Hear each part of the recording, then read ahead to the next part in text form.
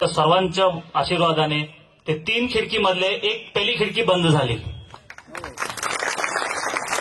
आणि सर्वात महत्वाचं आता तर दुसरी खिडकी आहे ती पण बंद पाडायची आहे. त्यासाठी आम्ही तयारीला लागलोच आहे. ते फिरून आलो होतो.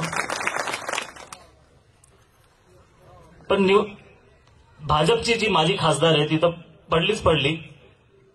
नंदुरबार लोकसभा निवडणुकीत ती पोळी तर पोळी मुनको भी परिणाम निघेल. पण परत आली आहे. ठीक आहे, स्पर्धा असते इलेक्शन, पण एक गोष्ट समजून घ्यायला पाहिजे, जो बेटे को गिरा नहीं सका बाप को कैसे गिराएगा अभी देखते हैं. ठीक आहे, स्पर्धा येऊ द्या.